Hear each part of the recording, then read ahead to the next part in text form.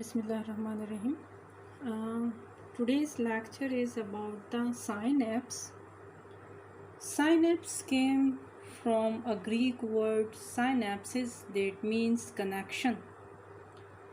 So synapse is a junction between axon terminal of one neuron and the dendrite of another neuron. In the central nervous system, a synapse is a small gap at the end of a neuron that allows a signal to pass from one neuron to the next. Synapses are found where nerve cells connect with other nerve cells.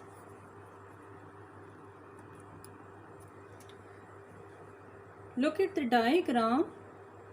This is one neuron and this is the second.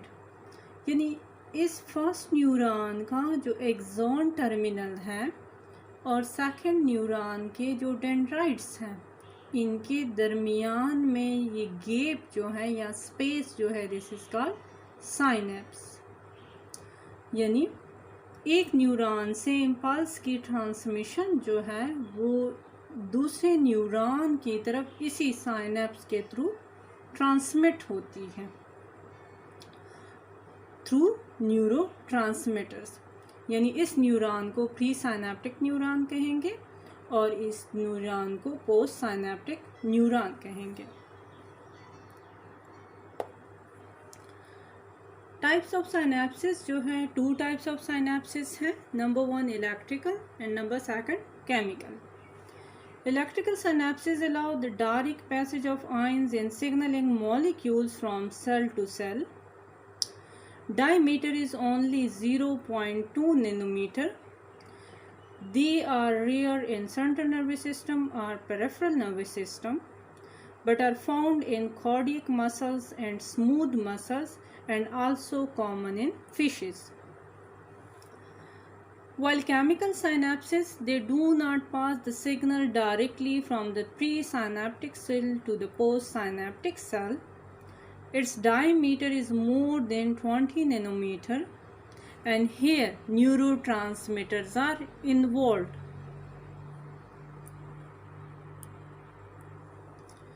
Look at the diagram.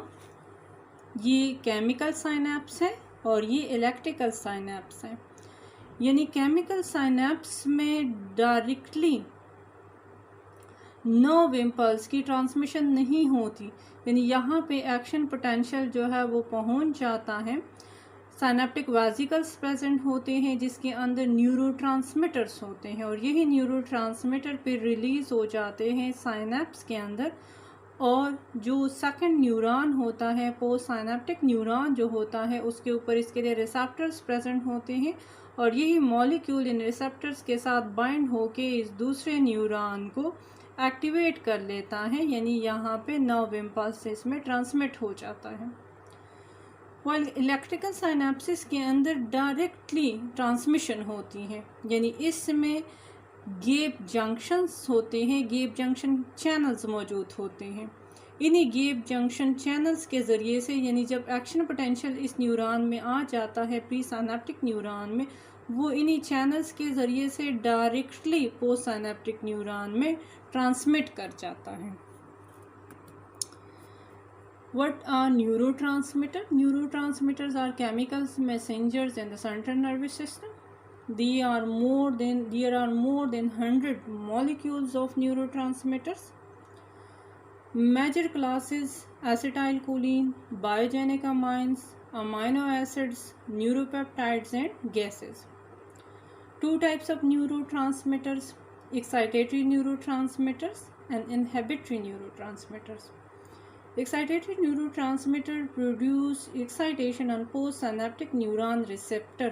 यानी ये excitation produce करते हैं पोस्टसाइनेप्टिक neuron receptor के ऊपर। It includes for example acetylcholine. Beside acetylcholine norepinephrine वो भी हमारे पास एक जो एक्साइटेटरी न्यूरोट्रांसमीटर है तो उसमें हमारे पास नॉरएपिनेफ्रिन भी आ जाता है। सेकेंड इनहिबिटरी न्यूरोट्रांसमीटर्स हैं तो inhibitory neurotransmitter inhibit the post synaptic action potential.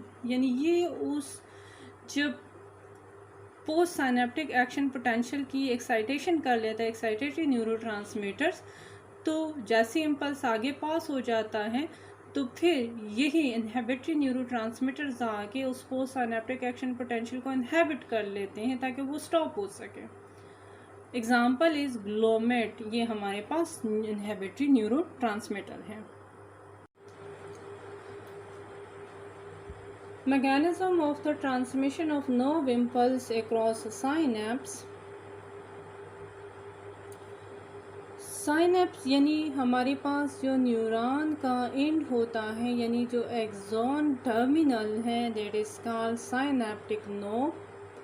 Synaptic knob के अंदर साइटोप्लाज्म प्रेजेंट है and cytoplasm consist of tiny spherical sacs का साइनेप्टिक वेसिकल्स।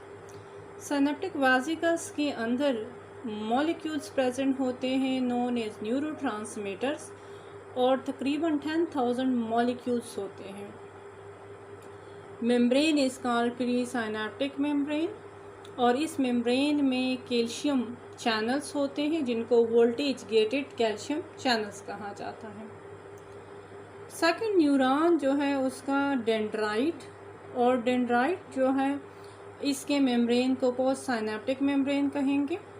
इस मेम्ब्रेन के ऊपर न्यूरोट्रांसमीटर रिसेप्टर्स प्रेजेंट होते हैं और इनके साथ ही सोडियम चैनल्स भी प्रेजेंट होते हैं।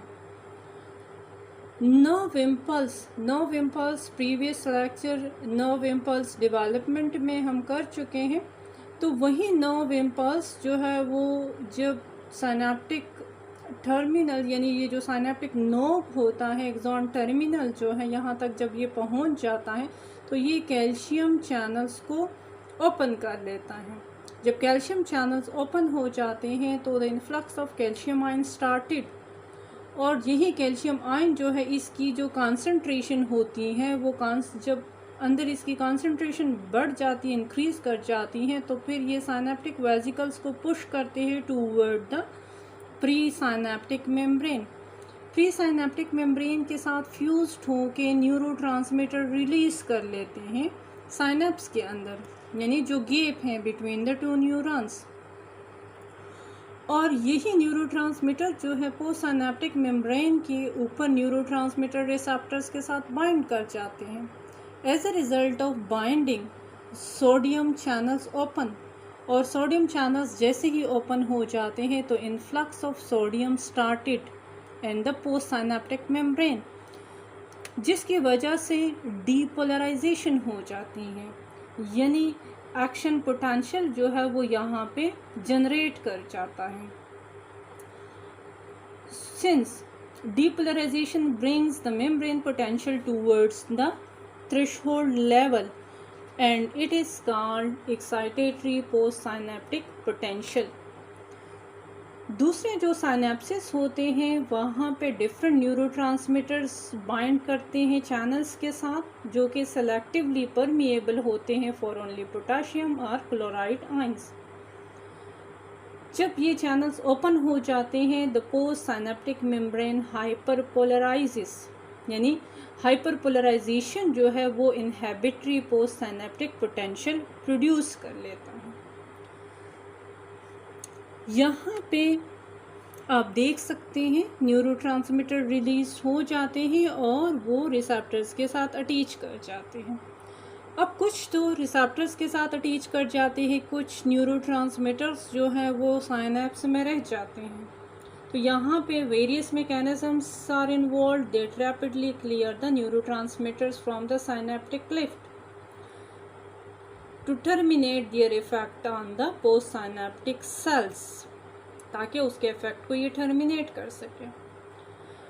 नंबर 1 मैकेनिज्म के जो न्यूरोट्रांसमीटर रह जाते हैं तो उनमें से कुछ actively transported back into the pre synaptic neuron, कुछ उसमें से वापस जो प्री साइनेप्टिक न्यूरॉन है उसके अंदर चले जाते हैं ताकि वो उनकी रीपैकेजिंग हो सके साइनेप्टिक वेसिकल्स के अंदर, उनकी स्टोरेज हो सके वापस। सेकंड, कुछ न्यूरोट्रांसमीटर्स जो होते हैं वो ट्रांसपोर्ट कर जाते हैं न्यूरोग्लिया में। Neuroglia are the supporting cells, ताकि एज अ फ्यूल मेटाबोलाइज हो सके। जबकि कुछ न्यूरोट्रांसमीटर्स जो होते हैं उनको एंजाइम्स रिमूव कर लेते हैं, यानी enzymes that destroy the neurotransmitters. For example acetyl choline esterase, this is an enzyme जो कि डिग्रेड करता है एसिटाइल कोलिन को। या फिर एड्रेनलिन, उसकी डिग्रेडेशन के लिए जो एंजाइम है दैट इज मोनोअमाइन ऑक्सीडेज। यानी डिग्रेडेशन या रिमूवल इसलिए ज़रूरी है, जिस तरह for example once acetyl choline has crossed synaptic cleft the enzyme acetyl choline esterase quickly inactivates it. Without this breakdown, acetylcholine would remain and would continually stimulate the postsynaptic cell, leading to a disease state. यानी यहाँ पे भी control ज़रूरी है, क्योंकि अगर acetylcholine जो यहाँ पे रह जाता है वो बार बार वो स्टोर हो जाएगा और पोस्ट साइनेप्टिक मेम्ब्रेन की वो एक्टिवेशन करेगा, जिसकी वजह से डिजीज स्टेट भी हो सकती है। तो ये हमारे पास ओवरऑल साइनेप्स था और कैसे एक न्यूरॉन से दूसरे न्यूरॉन की तरफ नर्व इम्पल्स की ट्रांसमिशन होती है।